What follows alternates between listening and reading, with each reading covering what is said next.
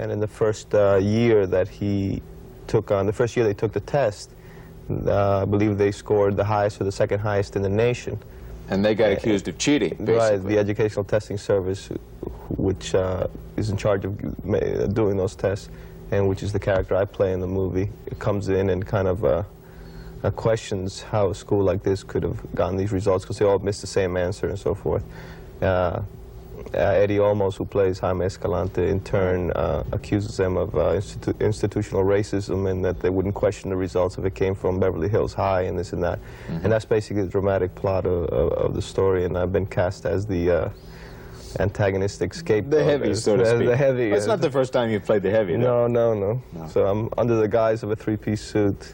I mean, it's one of those situations where you're cast as the heavy without really being going in there as the heavy, but you are, in fact, the antagonist in the story. There are a couple of confrontations and all that good stuff. That's right. This movie is a fun movie on top of everything else, but it's also, the serious side of it is that the kids who went to Garfield High School were getting out of that school with nothing. And all of a sudden, Jaime Escalante shows up, and they're getting out of that school with a tremendous score on an AP calculus test that leads them on to much bigger and better things. That's right. The true story of it, does it make it tougher to do a film like that? Yeah, because you have a responsibility to enact the situation as truthful and as honestly as possible. You don't have a lot of theatrical license if you want to be truthful to what really happened. But at the same time, there's enough juice in the actual story that you don't have to look elsewhere. You just have to dig deeper into what really happened. It's one of those things where truth may be stranger than fiction. That's right. Because people watching the movie, not knowing that this actually happened, are going, you know, they walk out thinking, "Oh, that's a great story," but no, they couldn't really do that. Well, the funny thing is that the success ratio has continued since that first time, that first year they took the test, and they still among the top schools in the nation, and they have the highest percentage of people passing those tests because of Mr. Escalante's teaching methods. You know. Yeah. How's the film doing across the country? It's been received extremely well by your society of the critics and the news people, and everyone who's seen the movie that I know has been deeply moved by it. Miami is getting a lot of publicity these days, the kind of publicity that paints the city as a magic place, a paradise, a dangerous city with ethnic turmoil. One author who started the ball rolling, who wrote one of the first books about Miami, joins us today. You can now buy Miami City of the Future in paperback with the author T.D. Allman's name at the bottom. You were born here, you say by accident. Your folks were on vacation. I was premature.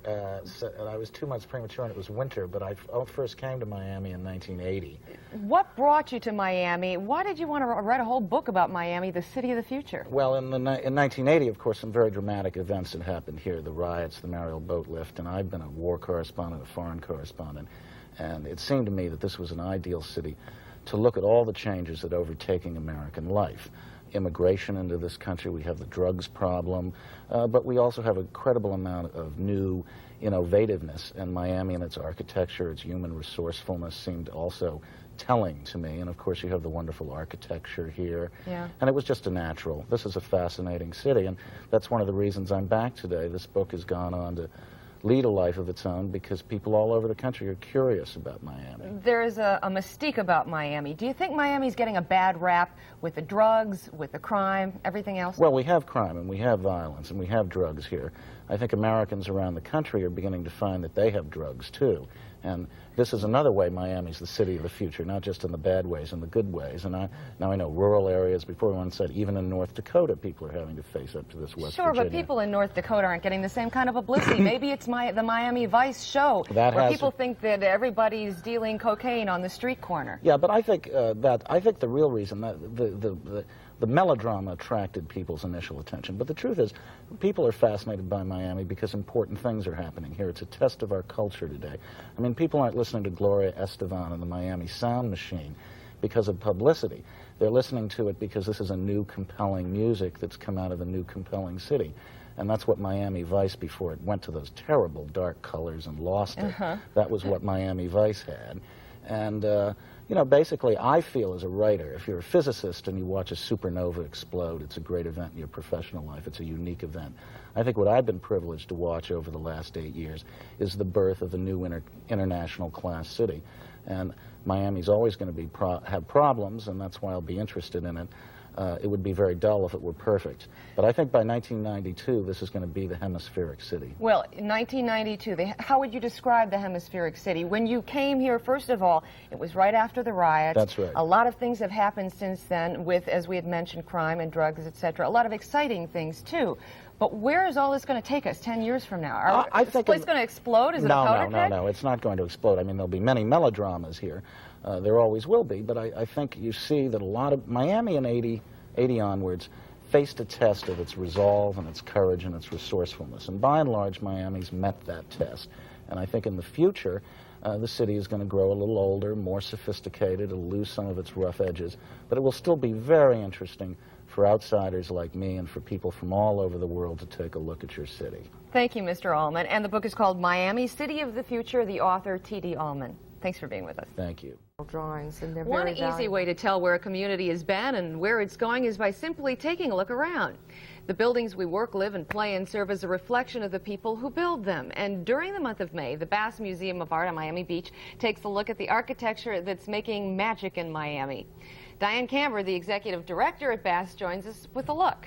Miami has a very unique combination of art when you look around and you look at the buildings. A lot of mixtures from different cultures in the past. It's all sort of, would you say, clashing or melting or what? No, I think it's a wonderful phenomenon. I think it's exuberant. I think it reflects the history of this place, and it is entirely a 20th century development, which makes us unique and special. Let's take a look at the pictures we have right away.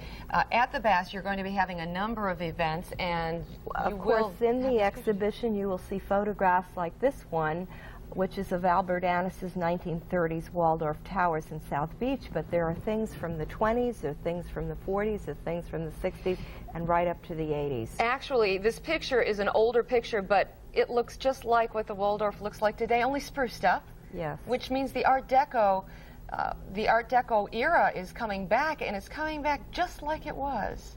Definitely part of Miami's past. Well, the architects recently renovated this building and returned it to that appearance. It had been altered over the time that from the 30s till the present, and only within the last several years was it returned to this view that you see. This is a marvelous. The Arabian Nights in Opa-locka.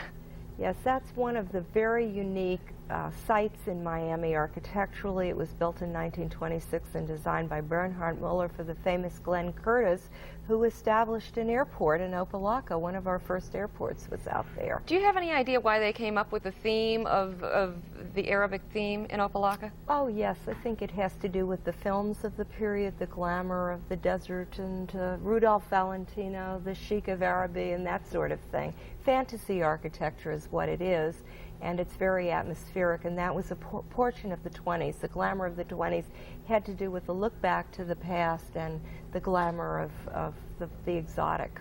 This is something that could have been, but never became. Yes, this was a drawing done by Robert Swartberg in the mid-40s, right in the middle of World War II, projecting ahead for after the war to be built as a Saxony hotel. It didn't get built this way. It did get built, however, in the 30s up on Collins Avenue, about 1948, right after the war. Yeah, obviously it doesn't look like that today. This is one of Miami's bright spots of today and tomorrow, the Southeast Bank building downtown. Yes, Southeast Bank, designed by internationally known Skidmore, Owings & Merrill, is certainly one of our outstanding 80s buildings, and we do cover the 80s in this show. We cover all the decades since the beginning of this. Of course, is a very beautiful palm court, I call it, yes, at the Southeast Bank, which is a unique feature that brings the outdoors inside and inside out. So that's very special to it and reflective of our environment. In fact, I was down at Bayside on Friday night and I looked up, and in the skyline I saw the bank building. It was lit up halfway, and it really was a beautiful sight. If you want to go one place quickly in Miami, you want to find a real piece of history, where would you suggest? I like the Venetian pools myself. I think that's marvelous because I think every time I'm there, not only of its atmospheric architecture, but I remember its history when it was used to promote Coral Gables as the city beautiful, and I think that's most unique. We'll be covering homes next year in another architectural show. This one focuses on commercial and institutional architecture, but next year we'll be taking a look at the home development in Miami as well. And all during the month of May, if you want to take a look back and at Miami's future in architecture, then just visit the Bass Museum on Miami Beach. Thanks for your time, Diane. Thank you very much. Peter? Miami Vice has concluded shooting for this season, and the stars of the show are beginning to scatter to the four winds until next year. Don Johnson, for one, is in Vermont. Now, you'll be able to tell by the way he's dressed that it's cold up there. What's he doing? Shooting a movie. The occasion for this rash of satellite interviews that he is doing all over the country today is tonight's Miami Vice, which Don directed. But before we got to that, we talked about the rumors in the entertainment business, particularly for entertainers who also make rock and roll. The rumor mill runs rampant. Yeah, I know that better than anybody. And thank you, Bruce Willis, for taking it off my shoulders. Oh, right. He's done a little bit of that, hasn't he? Yeah. Tell me, how's this show, the one that you directed? What's it all about? It's a really different Miami Vice. It's pretty interesting. It turned out I directed it, as you know, and I'm always amazed when they turn out well because because as you know, when I'm working down there as an actor, I put in about 15, 16 hours a day, and then to direct on top of that and find the time to prep, it becomes it's doing two jobs at the same time. So you never know exactly whether or not you remembered everything you were supposed to do. Business is business. I don't want to go to jail. That's good. So you'll set up a meeting between Burnett and his Bahamian banker friend, Mr. Cooper. Tell Tagaru that you wanted to make the deal because you need the cash to get out of the country. It's a good idea. Getting out of the country? Yeah. Can't if you're an accessory to murder one. Will this clear me? I can't make that decision. But there's a good chance. Besides, you got no choice. You'll also have to wear a wire. You don't trust me? No, I don't trust him. And the DA will go to town on you if we don't nail Tagaru. Sonny, you don't know what you're asking. He was in love with me. It could get rough. Like you say, business is business. Melanie Griffith, who is my most recent ex-wife, 10 years ago, is the guest star in the episode tonight, and we'd been looking for something for her to do for about a year, and I came across this script concerning sort of loosely based on the Mayflower Madam. And so I called Melanie and I said, you want to play a hooker? And, and she had a good sense of humor and read the script and liked it, and we had a terrific time, a really special time making it. Don's still a fun guy, you know. You forget when you just see him on Miami Vice that he's got a sense of humor. But we've got another story that we have in the can. We're gonna air that Monday on Live at 5. He seemed to be in a very good mood. What movie is he working on in Vermont? He's being very closed-mouthed about that and several other things that he's doing this summer. Okay. I think most people in Miami know who Zev Buffman is. They hear a lot about him and what he's doing for the city, but it's not that often that we get a chance to sit and chat about what's going on. You are really helping to change the face of Miami as far as theater that's brought into Topa, and of course the Miami Heat, which is something that a lot of people are really excited about. Well, you know, it is not as easy to change things and make them happen in Miami as it used to be 10 years ago, because Miami is really hot. I mean, it is. You see it in People Magazine and Newsweek. Everybody wants a piece of Miami right now. But you had the idea long before most people did, that Miami was really going to be something. I've always believed in Miami. I've been here doing theater continuously for 26 years, and that's a pretty long stretch doing anything, especially in the entertainment field. But the rewards are really tremendous now, and with the New World Symphony and the Miami Ballet, and we're getting all the shows. We're getting shows like Les Miserables before any other city gets them. And this is something most people haven't heard about yet. Right. And let's say it again so everybody hears it. What's coming next year? Your big... Well, you know, you'll see a big Sunday ad, so let's scoop the ad and tell you now. Les Miserables, which has won more awards than any other show in the history of Broadway, will be here December 14th for several weeks, and season tickets are on sale. Another great musical that's on Broadway right now, Me and My Girl, as well as in London, won a whole bunch of awards too. It's coming. We're doing a revival of South Pacific with Robert Goulet, and there's even a new musical about the life of Elvis Presley.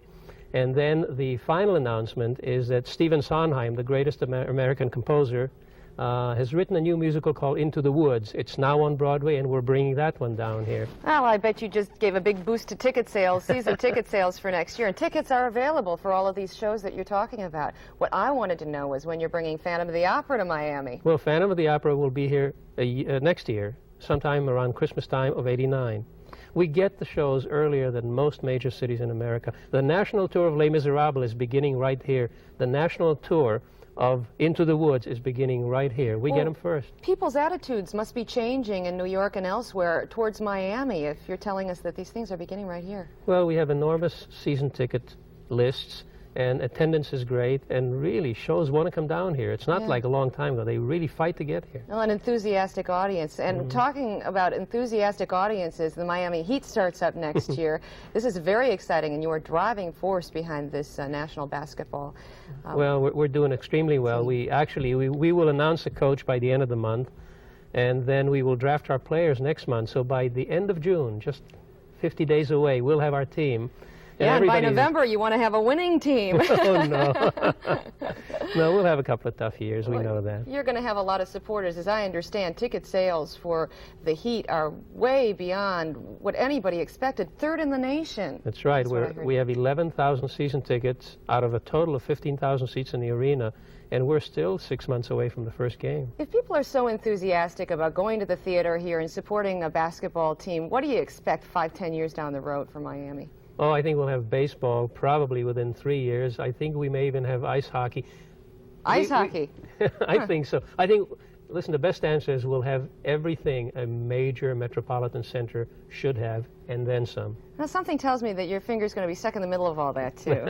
Thanks for being with us. Thank you. Learning how to adapt current beauty and fashion trends to your own lifestyle. That's the expertise of Jill's guest today. Jill? Peter, the main thing to keep in mind when you're combining makeup and jewelry is your facial shape. Kathleen Wallace is a national beauty expert and spokesman for Avon Products, and she knows how to put the total look together.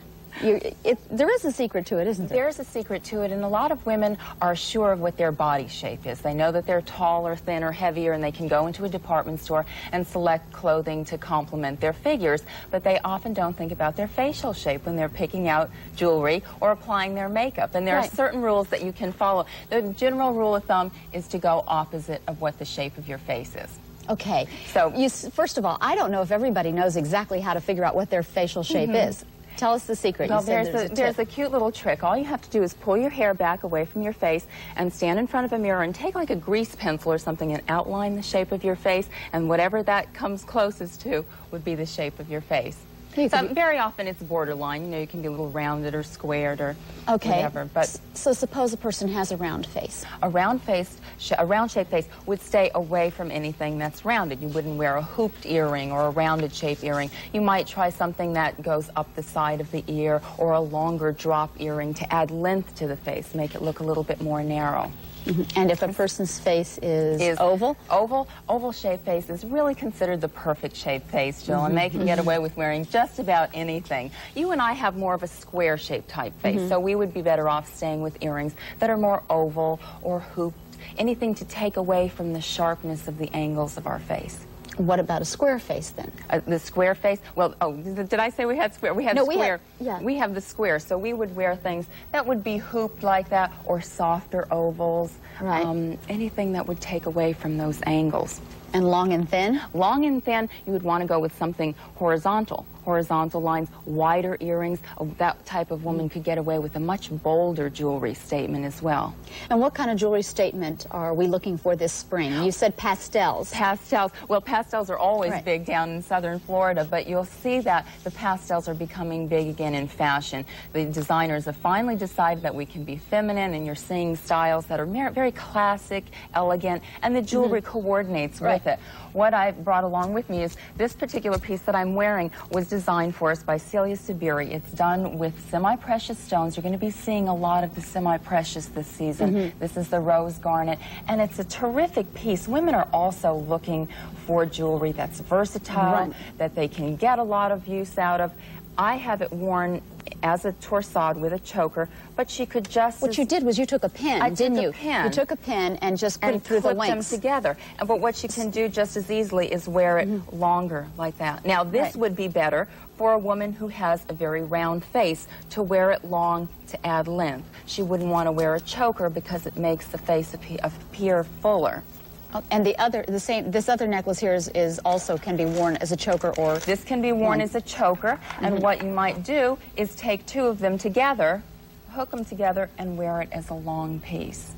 So we always want to find things that look fashionable, that wear well, but we're all on a budget, so we're aware of that as well. Okay, Kathleen Wallace, thank you so much for coming. Peter always looks forward to lunch when Marilyn Rose makes an appearance here on News Center 7 at noon. Today she's back with shrimp, and Peter says he doubts there'll be any left for anyone else. Peter. I have to tell you, there will be some left today. Marilyn brought, it looks like a fleet of shrimp. Yeah. There is a lot of it here. This recipe that I'll be sharing with our viewers today says that it serves 6. That's 6 real hungry people, because it makes quite a large amount. I could try and eat all of that, but I don't think I'd make it. It's good enough, too. It is a recipe from our new flyer that we have out for the Lenten season. During this time of year, a lot of people eat more seafood than they do at some other times of year, so we'll be offering that to our viewers in a few minutes. But before we do, I wanted to show some little gadgets to our viewers that make preparing seafood at home a lot easier. The shrimp deveiner. The shrimp deveiner. There's a lot of different kinds on the market, wooden, metal ones, metal pewter, I suppose. This one that's been out for 100 years, I suppose, is really my favorite because it's so easy to work with. All you do is insert the deveiner into the sand vein of the shrimp and push it all the way through. And I mean all the way through so that it comes out the end of the tail. By doing that, it will just remove the shell. You'll have exposed the sand vein, and you just rinse the sand vein out under cold running water, and you're ready to cook it. That looks easy. If you're peeling 10 pounds or something like that, Makes it a lot faster. It comes in very, very handy. It's what I used to prepare the shrimp for the recipe today, which is called Florida Shrimp and Rice Bake. I've started with 3 cups of rice that have been cooked and pressed into an oiled baking dish.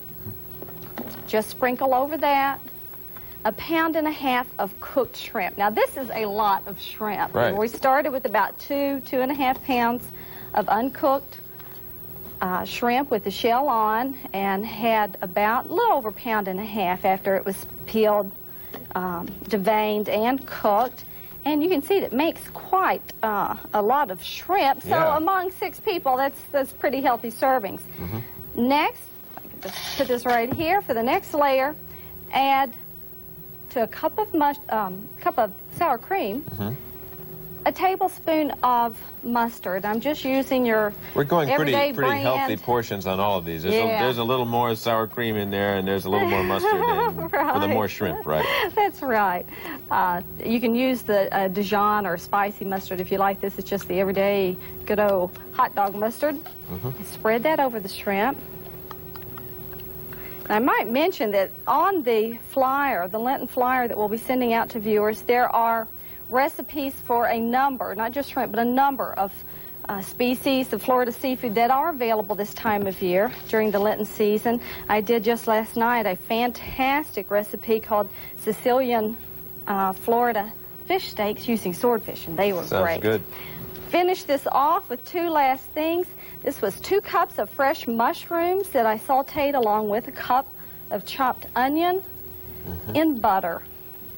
Now, we should say we are throwing all caution to the wind. The diet is out the window today. Not for somebody who's traveling to Weight Watchers. Right. Just when you've got one day of the week you're going to splurge, perhaps. And we're topping it, as you can see, with a cup or 4 ounces of shredded cheddar cheese. You can use Swiss cheese or mozzarella. Also, you stick it in the oven at 450 degrees for 8 to 10 minutes. And it comes out like that. So you can take what sometimes tends to be a relatively expensive seafood and stretch it by adding a lot of other ingredients so that you can serve it to a lot of hungry friends that will be happy with it. Okay, so you can make your friends happy with it. Let's put the address up on the wall there so you can copy it down and find out where to send. There you go. Seafood Home Economist, March Seafood Recipes, 1214 North University Drive, Plantation, Florida, 33322. Send a self-addressed stamped envelope. I know Plantation is landlocked, but you can get to the ocean from Plantation via a couple of canals. I know that because I live up there. Yeah, so. that's right, or at least to a fish market. Yeah, and the shrimp look good. I told you I bought some shrimp this weekend, but I used them for bait. Yes, I know. All right, back to you, Jill. South Florida is known for what else? Sunshine and the beaches. Today we hear more and more about the sun's harmful rays, but it's hard to listen if it gets in the way of your fun, right? Well, Band de Soleil model Chris Zemer is beautifully tanned in her pictures for the product, and it's hard to believe that this lady would do anything to jeopardize her beautiful skin. This is Chris. There must be a happy medium here. First of all, I've got to say I just asked for this publicity shot again because someone in the newsroom took it from me. He must have had a crush on you when he saw the picture. You do look like you have a beautiful tan in this picture. Is that a real tan? Or that is my real tan. This picture, though, is much lighter than my original pictures and the pictures that were shot 8 years ago. I have been working for Band de Soleil 8 years ago, or for 8 years. Yeah. Tans are not as dark as they were due to the fact that it is damaging to get very, very, very dark. It is important to cover your skin with a good SPF product. You hear a lot about the SPF factors. Well, first of all, you're saying people aren't getting as dark. I still know some folks who love it. I'm thinking of one friend in particular. He loves to get real tan. It looks terrific. And I say, you look great, but when you're 50, your face is going to fall off. That's right. If somebody really loves the sun that much, they should make sure that they wear a very high SPF number. But then they say, I won't get tan. But they do get tan. When I get tan with an 8 for half an hour until I have a good base. And then I increase it to an hour, still using an 8 and always with a 15 on my face. What do these numbers mean? SPF, 8, 15. All I know is that 15 means you're not going to get tan as much as you would with an 8. 15 blocks 93% of the rays. There is now a 30. It does not, you don't double the 15, it blocks 97%. All the rays or just the harmful part of the rays? The tan, you still get tan through it a little bit, but it blocks the damaging rays. Okay. The rays that cause the cancer, the premature aging, and dryness. It's important also to wear sunscreen to keep your skin soft and moisturize. It's also important to wear the products all the time, whether you're walking, golfing, swimming, exercising, swimming. And the high SPF numbers also have they're waterproof. Yeah. Therefore that they last, and that's really important when you are swimming, and it's important to reapply them frequently so that they maintain their intensity. Yeah. If I really wanted to be safe, should I get a number 15 and put it all over, or should I get a 15 and put it in certain places and maybe on my face? Well, there are areas that are more sensitive than others. I myself use 15 all the time, and I wear it on my face, and I will use a 15 and even go up to a 30. To get a tan, you start with a high number, and to keep a tan, to do the maintenance of a tan, you go higher, because it doesn't take any time at all to renew your tan. Once the melanin, which is the pigment that makes you tan, comes to the surface, you get a tan very easily. So the important thing is to be smart about getting tan. Don't burn skin. It does cause aging, and it does cause a lot of damage and cancer, and they're right. Okay. So, this is living proof. Yeah, this is living proof. You can be beautiful, and you can be tan, and you can be smart, too. Thanks a lot, Chris. Thank you, too.